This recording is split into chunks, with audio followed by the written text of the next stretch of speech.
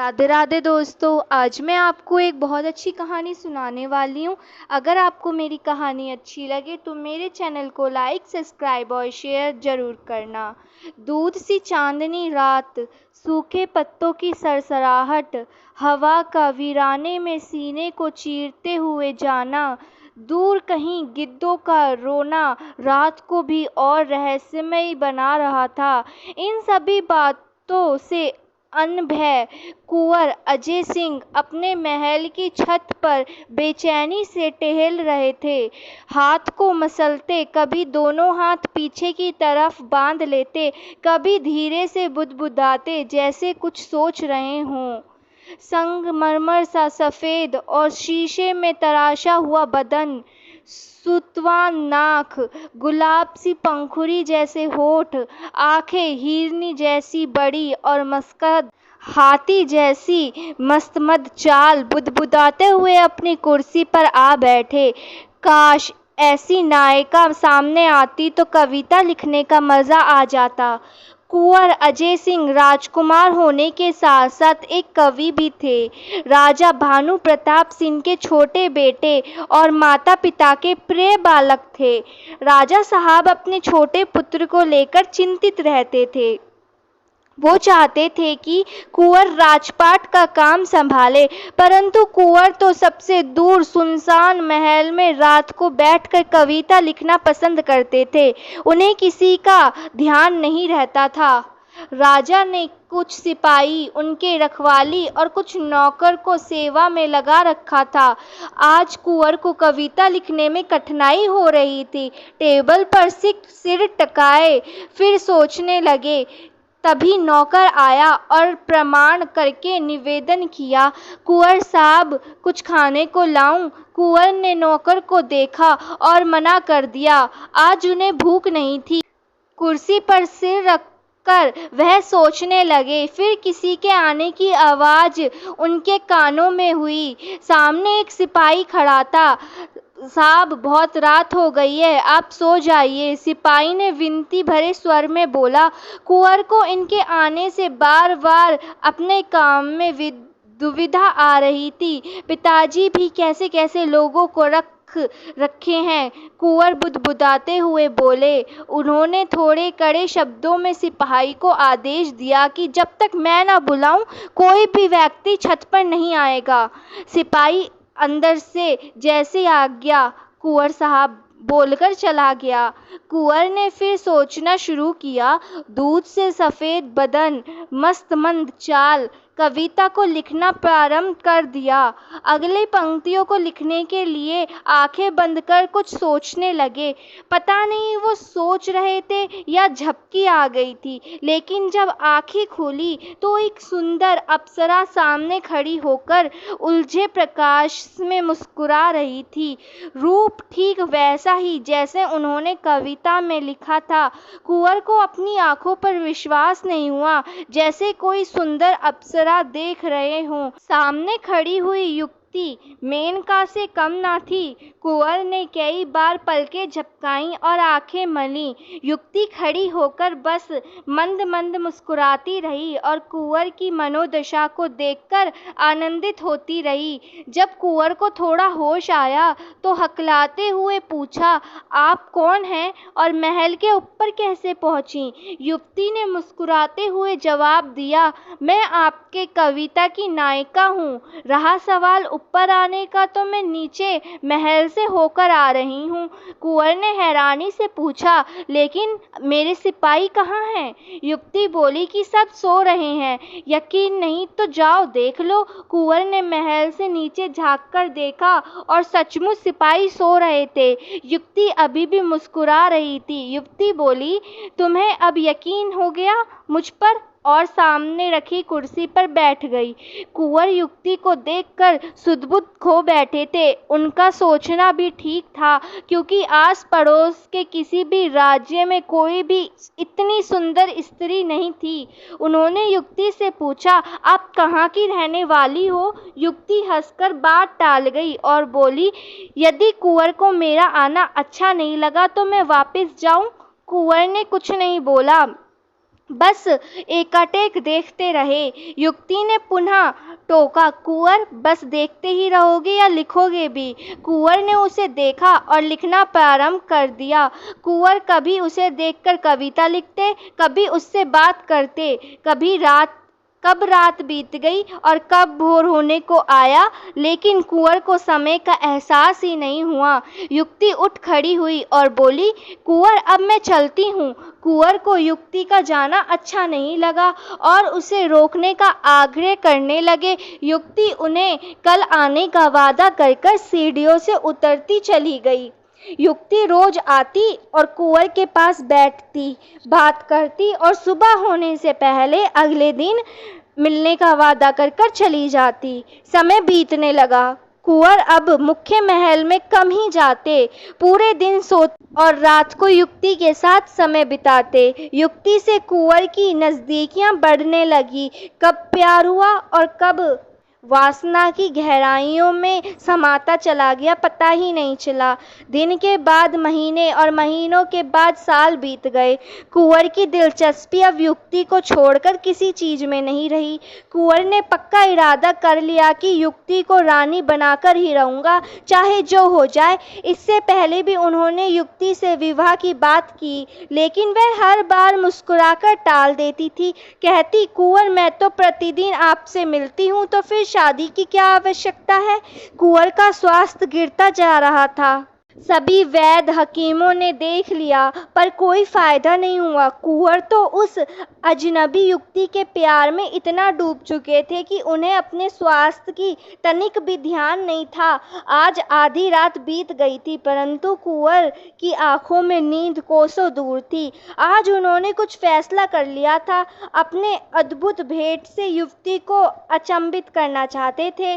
दूसरा पहर बीतते ही कुंवर की आंखें लग गईं। किसी ने कुंवर के कंधे को छुआ, तब जाकर कुंवर की आंख खुली। सामने वही चिरपरिचित वाला मंद मंद मुस्कुरा रही थी। थोड़ी देर प्रेम प्रलाप करने के पश्चात युवती जाने लगी तो कुंवर ने हाथ पकड़कर रोकने का इशारा किया।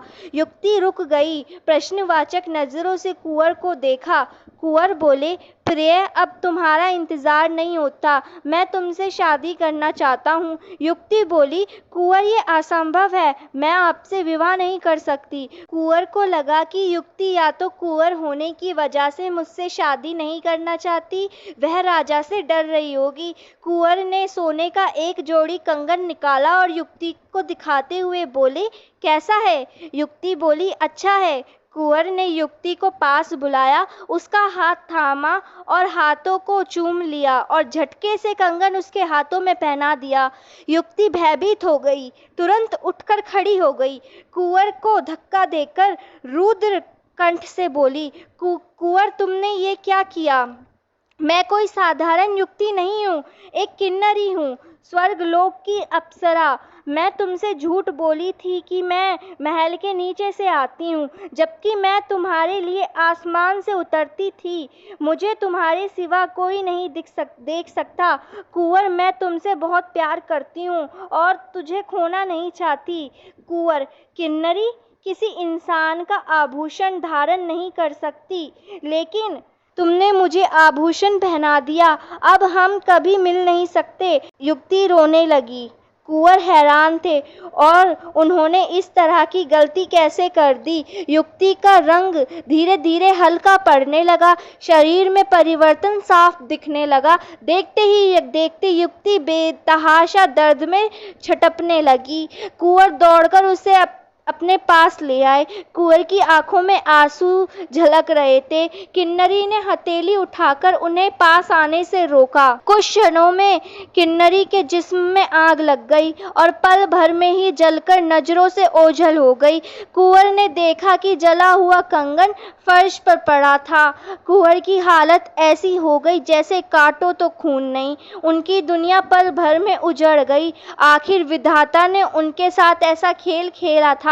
कुंवर बिल्कुल सहम गए। जब होश आया, उन्होंने दौड़कर जलते हुए कंगन को उठाकर सीने से लगा लिया और फूंक फूंक कर रोने लगे। किन्नरी के भस्म होने के पश्चात कुंवर रोते रहते थे। हमेशा उसका हंसता हुआ चेहरा आंखों के सामने दिखाई देता। फलस्वरूप दर्द पानी की नमकीन बूंदों के रूप में बाहर आने लगता। राजा और रानी से लेकर राजघराने के सभी सदस्य और राजा की सभी जनता चिंतित थी। राजकुमार का स्वर बिल्कुल हल्का और स्वाभाविक हो गया था। कभी किसी को उन्होंने शब्दों या व्यवहार से आहत नहीं किया होगा। हाँ, ज़्यादा पूछने पर झुंझला जाते थे। अब उन्होंने कविता लिखना भी बंद कर दिया था। खबर तेजी से राज्य में फैली कि राजकुमार को असाध्य रोग ने घेर लिया है और राजकीय भेद ने भी जवाब दे दिया है। राज्य की जनता उनको देखने उनके महल में आती, परंतु वह किसी से नहीं मिलते। राजा भानु प्रताप सिंह चिंतित हो गए। राज्य में ढिंडोरा पिटवा दिया गया कि यदि कोई राजकुमार को ठीक कर दे तो उसे मुंह मांगा इनाम दिया जाएगा। खबर दूसरे राज्यों में भी फैल गई, अप्सरा लोक तक भी पहुंच गई। इधर कुंवर दिन रात कंगन सीने से छिपाए रखते और रोते रहते। प्रतिदिन पूरे दिन रात छत पर बिताते और जैसे किन्नरी का इंतजार कर रहे हो, परंतु किन्नरी उनसे बहुत दूर चली गई थी। उसके खोने का दर्द मात्र कुंवर समझ सकते थे। नौकर और सिपाही खाना लेकर आते, परंतु उन्हें बेरंग लौटना पड़ता। कभी मन में आता तो कुछ खा लेते, नहीं तो भूखे रहते। समय बीतता गया। सभी राज्यों के वैद्य और हकीम निराश हो गए। कुंवर की तबीयत बिगड़ती जा रही थी। कुंवर अपनी प्रेमिका को किसी हालत में भूल नहीं सकते थे। उनको पूरी उम्मीद थी कि किन्नरी वापस आएगी। उसके बिना तो वह प्राण भी नहीं त्याग सकते थे। बरसात का मौसम था। आज बारिश होने का आसार नजर आ रहा था। रात के पहले पहर में तारे टिमटिमा रहे थे, परंतु अब उनकी जगह अंधकार ने ले ली थी। रात के दूसरे पहर में बिजली तेजी से कौंधी और फिर कड़कड़ाती हुई बादल गरजने लगे। सभी लोग बिजली गिरने के भय से घर के अंदर थे, परंतु कुंवर अपनी प्रेमिका के लिए पागल थे। उनके लिए उनके प्राण से ज्यादा किन्नरी कीमती थी। कुंवर महल की छत पर खड़े हो गए। कमजोरी इतनी तेज थी कि हवा का झोंका आता तो ऐसे प्रतीत होता जैसे उनको आंधी उड़ा ले जाएगी। राजा और रानी का सख्त आदेश था कि कुंवर का पूरा ध्यान रखा जाए और उनको ज्यादा उठने बैठने ना दिया जाए। अतः सिपाही आए और विनती के स्वर में उनको अंदर जाकर आराम करने के लिए कहा। कुंवर ने सिपाही को मना कर दिया और बोला, आप हमें डिस्टर्ब ना करें, हम इतने कमजोर नहीं हैं। सिपाही ने कुंवर से क्षमा मांगी और चला गया। फिर जोर से बिजली चमकी और बादल गरजने की आवाज सुनाई दी। कुंवर का मन व्याकुल था। पता नहीं आज उनके चेहरे पर पीड़ा अधिक थी। कुंवर प्रेमिका को याद कर कर फिर रोने लगे। किन्नरी की याद में खो गए। फिर होश ही नहीं रहा कि रात का तीसरा पहर चालू हो गया था। तभी कुछ सरसराहट हुई और चमक भी उत्पन्न हुई। कुंवर की निंद्रा भंग हो गई। कुंवर ने आवाज की तरफ सिर घुमाया। उन्हें धुआं के सिवा कुछ भी नजर नहीं आया। एक तो रात का अंधेरा, दूसरा कुंवर की आंखें रो रो कर पत्थर हो गई थीं। कुंवर ने आंखों को हथेली से पोंछकर साफ किया और फिर ध्यान से देखा। एक सुंदर सी स्त्री उनके तरफ बढ़ी आ रही थी। कुंवर चिंतित थे, भला रात को कौन आया होगा? कहीं पिताजी ने किसी दासी को मुझे आकर्षित करने के लिए तो नहीं भेजा? उनके दिमाग में कई सवाल आए और गए। उसे आते हुए देखते रहे। कुंवर को रिझाने के लिए राजा साहब ने बहुत प्रयास किए थे, जिसमें राज्य की कई सुंदर स्त्रियां, दासियां और राजकुमारियां भी शामिल थीं, परंतु कुंवर को किन्नरी के अलावा किसी स्त्री में दिलचस्पी नहीं थी। जब आगंतुक स्त्री ने उनके कंधे को छुआ, तब जाकर कुंवर सोच से बाहर निकले। आने वाली स्त्री भी बहुत सुंदर थी। कुंवर ने अपनी आंखों से आंसू पूछे और प्रश्नवाचक नजरों से सुंदरी को देखा। आपका नाम? कुंवर अजय सिंह है। स्त्री ने सीधा सवाल किया। जी, मेरा नाम कुंवर अजय प्रताप सिंह है, कुंवर बोले। परंतु आपको किस व्यक्ति से मिलना है? कुंवर ने दोबारा सवाल किया। कुंवर का झुंझुलाते हुए प्रश्न पूछा गया था। आपसे ही मिलना है कुंवर अजय प्रताप सिंह, स्त्री ने रोष शब्द में कहा। बहुत दिन लग गए आपका पता लगाने में, स्त्री फिर बोली। कुंवर हैरान हो गए, इसको मेरा नाम कैसे पता? कौन है ये स्त्री जो कुंवर से इतने तीखे सवाल पूछ रही है? किसी भी नौकर या दासी को राजघराने के किसी सदस्य से बदतमीजी करने का इजाजत नहीं था, चाहे वो कितना भी पुराना और विश्वास पात्र क्यों ना ना हो ये किसी देश की राजकुमारी होगी। कुंवर सोच रहे थे। स्त्री ने दोबारा सवाल किया। कुंवर, मेरे कुछ सवालों का जवाब चाहिए, और हाँ, मुझे गुमराह करने की चेष्टा कदापि ना करना। उसका स्वर स्पष्ट था। मैं किसी का जवाब देने के लिए बांधे नहीं हूँ, फिर भी आप सवाल पूछ सकती हैं, परंतु आप पहले मुझे बताएं कि आप कौन हैं? रोहिणी, रोहिणी नाम है मेरा, एक किन्नरी हूँ मैं। उसके आवाज में एक दर्द और गुस्सा का मिला जुला मिश्रण था। किन्नरी, ये क्या होता है? कभी नाम नहीं सुना मैंने। कुंवर के आवाज में भय भी थी। वे प्रेमिका की बात छुपाना चाहते थे। कुंवर, किन्नरी स्वर्ग की अप्सरा होती है, अप्सराओं में सबसे सुंदर और श्रेष्ठ। रोहिणी बोली। आपके सवाल खत्म हो गए हों तो जल्दी से ये भी बता दो कि मेरी मित्र दामिनी किधर है? स्त्री ने क्रोधित स्वर में तीखा सवाल किया। मैं किसी दामिनी को नहीं जानता, कुंवर ने रोते हुए जवाब दिया। झूठ बोलते हो कुंवर, दामिनी को तुम अच्छे प्रकार से जानते हो, क्योंकि दामिनी प्रतिदिन तुमसे मिलने आती थी। स्त्री गुस्से से बोली। दामिनी? मैं किसी दामिनी को नहीं जानता। हाँ, एक सुंदर लड़की थी जो प्रतिदिन मुझसे मिलने आती थी, कुंवर ने जवाब दिया। वह दामिनी ही थी कुंवर, जिसका पता लगाने में स्वर्गलोक से यहाँ आई हूँ। स्वर्गलोक की सबसे सुंदर अप्सराओं में से एक है दामिनी। क्या तुम उसको कैसे जानती हो? कुंवर की आंखों में से आंसू आ गए। जो बांध अभी तक अकेले में आंसू बहाने से नहीं टूटा था, वो आज झटके से चकनाचूर हो गया था। रोहिणी उसका नाम दामिनी था। मुझे आज तक मालूम नहीं था। मैं तो उसके प्यार में इतना दीवाना था कि कभी मैंने उससे नाम तक नहीं पूछा। दामिनी कहाँ है? रोहिणी ने व्याकुलता से पूछा। कुंवर ने कुछ नहीं कहा, कंगन उसके आगे कर दिया। यह क्या है? रोहिणी ने पूछा। रोहिणी, दामिनी अब नहीं रही। कुंवर दहाड़ मार मार कर फिर रोने लगे। रोहिणी ने कुंवर के कंधे पर हाथ रखा। कुंवर, मुझे पूरी बात समझाओ। कुंवर कुछ बोल पाने की स्थिति में नहीं थे, बस सिसकर रोने लगे। रोहिणी पास रखी कुर्सी पर बैठकर कुंवर के सामान्य होने का इंतजार कर रही थी। जब कुंवर तनिक सामान्य हुए तो रोहिणी ने कुंवर के कंधे पे हाथ रखते हुए पूछा। कुंवर, आपकी बातें सुनकर ऐसा लग रहा है कि आप दामिनी से बहुत प्यार करते हैं। हाँ रोहिणी, अपनी जान से ज़्यादा, कुंवर ने सिसकते हुए कहा। ठीक है कुंवर, यदि ऐसा है तो मैं अपनी सहेली को इस प्रकार मरने नहीं दूंगी, जान की बाजी लगा दूंगी। अभी भी समय है उसे बचाने का, रोहिणी बुदबुदाई। इतना कहकर रोहिणी ने कुंवर से विदा ली और आसमान में उड़ गई। कुंवर हस्तप्रहा होकर रोहिणी को देखते रहे। समय बीतने लगा, दिन महीने बीते और अब साल समाप्त होने को आ गया।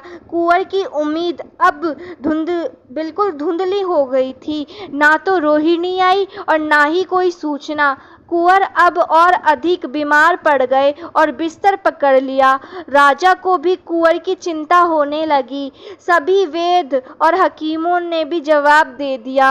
कोई भी कुंवर की बीमारी नहीं पहचान पाया। ना तो कुंवर ने किसी से अपनी परेशानी का खुलासा किया।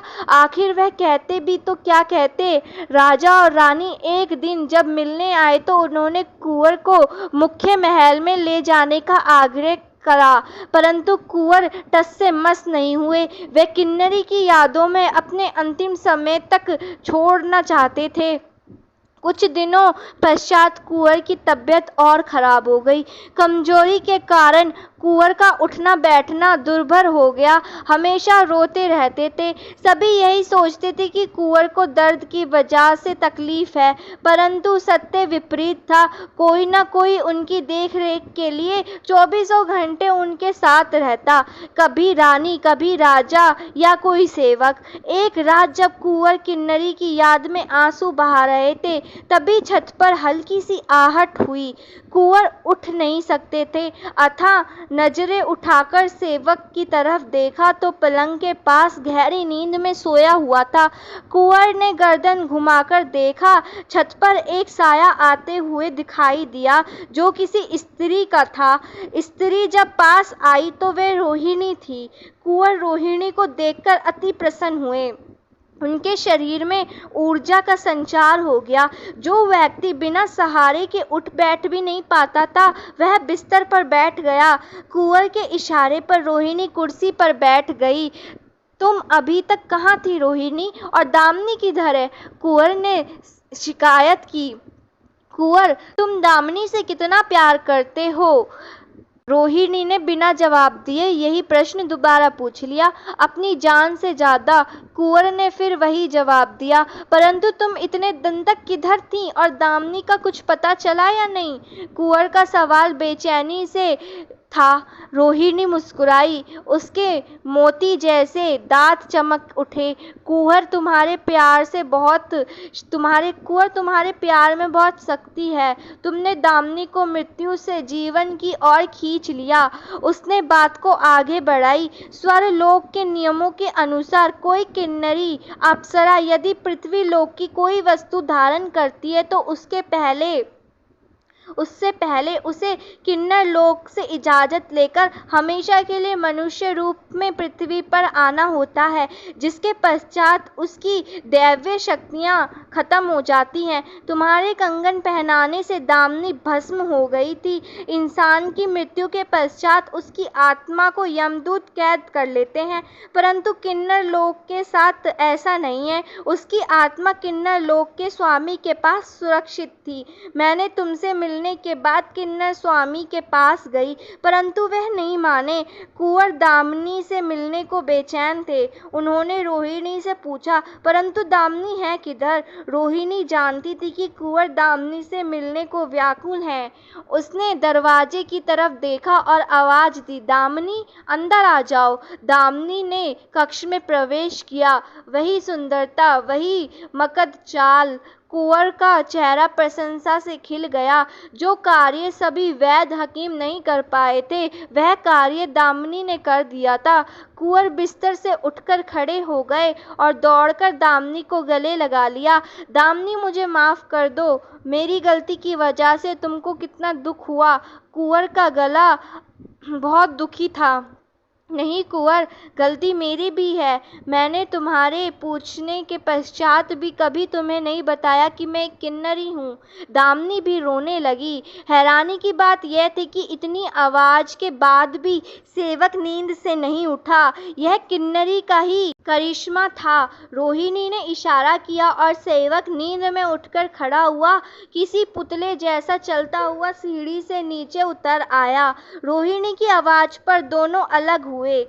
कुंवर, दामिनी को उनके कैद से निकालने के लिए मैंने कठिन तपस्या की, अतः स्वामी को इसे छोड़ना पड़ा, परंतु नियम के अनुसार यह किन्नर लोक में नहीं रह सकती। तुम लोगों के प्यार को देखकर किन्नर स्वामी का हृदय परिवर्तित हो गया। उन्होंने इसको मेरे साथ भेज दिया। दामिनी बोली, कुंवर, अब तुम्हें छोड़कर कभी नहीं जाऊंगी। मुझे स्वर्गलोक की सुविधाओं का कोई लालच नहीं है। किन्नरी सिसकती रही।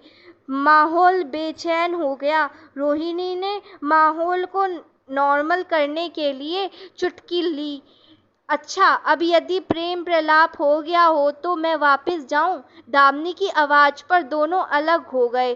दामिनी बोली, रोहिणी, तुमने मुझे नव जीवन दिया है। मुझे अपने प्रेमी से मिलने की प्रसन्नता भी है और तुमसे बिछड़ने का गम भी। सखी, मैं तो अब साधारण स्त्री होने के कारण तुमसे नहीं मिल सकती, पर तुम मुझसे मिलने आती रहना। दामिनी की आंखों में आंसू थे। हाँ दामिनी, जरूर आऊंगी। रोहिणी ने उसके आंखों से आंसू पूछे और कुंवर की तरफ मुखाबित हुई। कुंवर, जितना प्यार अभी तक तुमने मेरी सहेली को दिया उतना ही भविष्य में भी करना। कुंवर ने हाँ में गर्दन हिलाई और दौड़कर रोहिणी के गले लग गए। दामिनी भी रोहिणी से लिपट गई। तीनों रोने लगे। रोहिणी विदा होकर चली गई।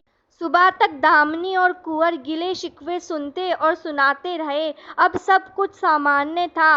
बात राजा तक पहुंची और पूरे राज्य में चर्चा होने लगी। राजा और रानी भागते हुए कुंवर के महल पहुंच गए। दोनों कुंवर को भला चंगा और दामिनी जैसी सुंदरी राजकुमारी पाकर फूले नहीं समाये। एक हफ्ते के अंदर सभी पड़ोसी राज्य को निमंत्रण भेज दिया गया। धूमधाम से दामिनी और कुंवर की शादी हो गई। शादी में रोहिणी और अन्य किन्नर भी शामिल हुए। कुंवर ने वही कंगन दामिनी को पहनाते हुए मजाक किया। दामिनी, अब तो नहीं जाओगी ना? दामिनी मुस्कुराते हुए बोली, नहीं कुंवर, अब तो मृत्यु भी तुम्हारे साथ ही है। रोहिणी भी हंसने लगी। रोहिणी की अद्भुत क्षमता से पूरे राजघराने ने उन्हें साक्षात देखा तथा राजा और रानी ने कुंवर की जान बचाने और दामिनी से मिलाने के लिए उसको धन्यवाद दिया। चारों तरफ कुंवर और किन्नरी की अद्भुत प्रेम की चर्चा होने लगी। किन्नरी संसारिक कोई भी चीज धारण नहीं कर सकती, अतः दामिनी की सभी किन्नरी सहेलियों ने उसी दिन विदा ले लिया। किन्नरी ने शादी के उपरांत कुंवर की दिनचर्या बदल गई। वह मुख्य महल जाने लगे और राजपाट के कार्य में हाथ बटाने लगे। राजमहल की खुशियां वर्षों बाद वापस आ गई। कुंवर और किन्नरी दोनों का प्यार परवाने चढ़ गया। धन्यवाद दोस्तों।